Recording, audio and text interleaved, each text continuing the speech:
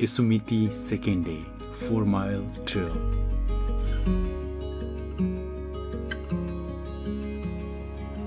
कहिलेकाहीँ जीवनले हामीलाई आफैसँग परिचय गराउने तरिका हुन्छ अनि त्यस्तै एउटा बाटो हो एसुमिति नेसनल पार्कमा रहेको 4-mile trail.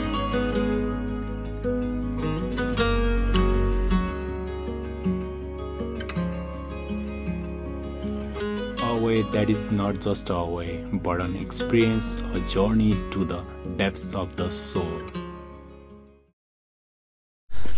रुम टुर हुँदैछ अब हैन यहाँ सबै रुम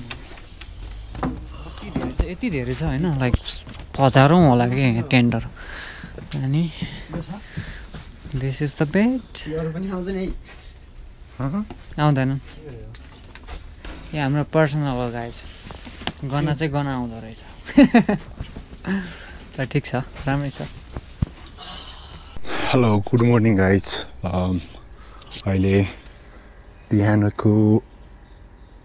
6 बजिरहेछ हैन 6 AM आज चाहिँ हल्का वेदर राम्रो छ है हिजो हल्का बादल लागेर हामीले खासै केही देख्न पाएनौँ एक दुईवटा वाटरफलमा गयौँ तर आज चाहिँ आकाश खोलिएको छ एकछिनपछि घाम लाग्छ र हामी एक दुईवटा ठाउँ जानेछौँ एकदम बवाल हुनेछ आज चाहिँ सो त्यही भएर हामीले रुमहरू सबै चेकआउट गरिसक्यौँ अब हामी यतादेखि निस्केर हामी एगुरै यता सकेर हामी उता सान फ्रान्सिस्कोतिर लाग्छौँ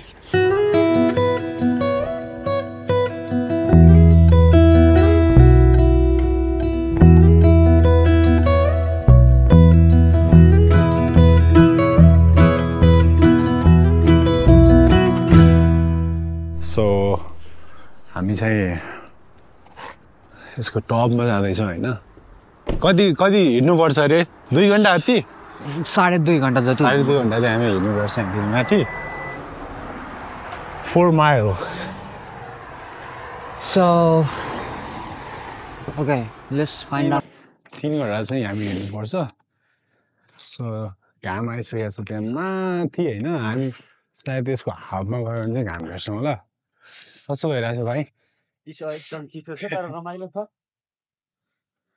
छन् होला माथितिर मान्छे चाहिँ पुरा सल्लाहहरू गर्छ होइन यत्रो छ होइन तर नेपालमा होइन सानो भइदियो नि काटिदिइहाल्छन् त्यहाँ कसरी जोगाएर राखेका छन् क्या सल्लाहहरू गऱ्यो भने कत्रो छ हाम्रो सल्लेरी त केही छैन त अनि कति सोझो छ नि हेर्नु न के यहाँबाट युसिमिटी फलको मेन फलको भ्यू चाहिँ यस्तो दामी देखिरहेको थिएन so that is the fall so हामी लाग्लो 1 घन्टा जति हुँला है अनि एउटा मेन मिस्टेक चाहिँ के गरेछ भन्दाखेरि पानी ल्याउनु छोडेछ पानी बिर्सेछ अब बाटोमा पानी भयो भने त बाँच्यो नत्र सकिन्छ है क्या हो सकिन्न खोलो you know what हामी चाहिँ लकी छौँ जस्तो लाग्यो खोलाको आवाज बिर्सेर होइन पानी खाने केटाहरू सय फेरि अहिले त हिँडाइ चाहिँ ब्रुटल छ यार यो माछा धेरै छ त्यहाँ जाने त त्यही सो हामी चाहिँ माथि टपमा होइन जाने सो 3 घन्टाको हाइकिङ छ वेट गरेर खानु साँच्ची हो वेट गरेर तर एकदम लकी हुनुपर्छ हामी यहाँ मेरो नि हामी हिँड्लाको चाहिँ यहाँ तलबाट होइन हामी यहाँबाट हिँडेर उता गएर यहाँ यसरी आयौँ होइन गाडी त्यहाँ तल पार्क गरेर छ हामी त्यहाँ गयो भने पानी खाएर गाडी अझै 1.5 घन्टा छ हामीले हाइक गरेर जानुपर्ने गाह्रो भए पनि यो भ्यूले गर्दा चाहिँ त्यस रमाइलो भइरहेछ मैले बोतल ल्याएन भन्दा चाहिँ यार एउटा कुरा चाहिँ मेन्सन के गर्न बिर्सेछु भन्दाखेरि हामी जान लगाएको चाहिँ ग्लेसियर पोइन्ट र होइन त्यहाँबाट चाहिँ सबै यो Yosemite valley half dome tunnel view point सबै कुराहरू देख्छ माथिबाट होइन एकदम हाइटमा छ अनि जिम हान्नु भन्दा म गएर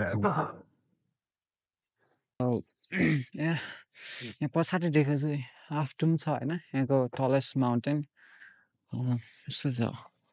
यो पारिको डाँडा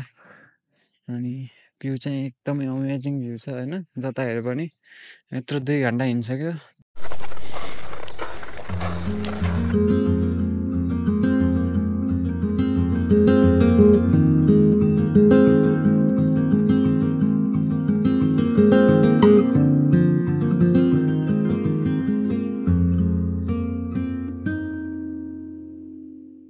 फाइनली हामी चाहिँ टप भ्यूमा आइसकेका छौँ होइन ओ माई गड यति गाह्रो भयो नि हिँड्न ओ माई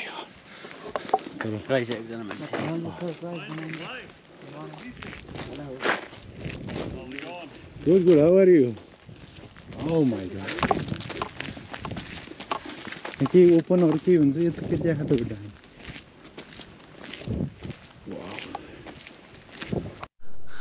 सो हाम्रो 3 घन्टाको हाइकिङ चाहिँ finally it comes to in होइन अनि यहाँको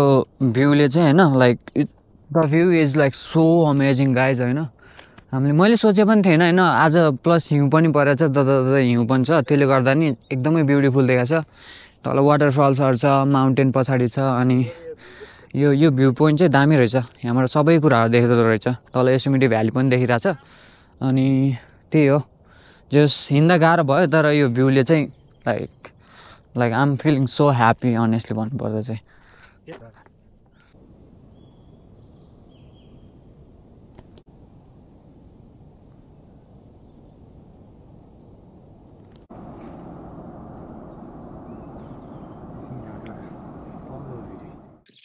फाइनल्ली माथि पुगेर पनि हामी तल आइसकेका छौँ 10 माइल होइन 0देखि 3214 फिट माथि जाँदाखेरि ओ माई गड के यस्तो छाती दुख्यो होइन हामीले पानी पनि लिएनौँ त्यस पछाडि हल्का इनर्जी ड्रिङ्कहरू होइन यताउता के नि लिएनौँ कस्तो बिर्सेछौँ सो लास्टै गाह्रो भइसकेको थियो पोट सुकेर होइन भोक लागेर तर हामी त्यो माथि पनि पुगेर भ्यूहरू देख्नुभयो होला होइन हामी यति माथि यो डाँडो माथि पुगेर हामी तल झरिसकेका छौँ अब खानपिन खाएर होइन म चाहिँ जानुपर्छ किनभने चाहिँ मेरो फ्लाइट छ कि आज साँझ 6:50 अस्टिन जानुपर्छ सो गाइस यही नै हो इन्जोय गरिदिनु होला हेरेर है त लाइक गर्नु होला सेयर गर्नु होला सब्सक्राइब गर्नु होला है कस्तो लाग्छ कमेन्ट पनि गर्नु होला so guys see you next blog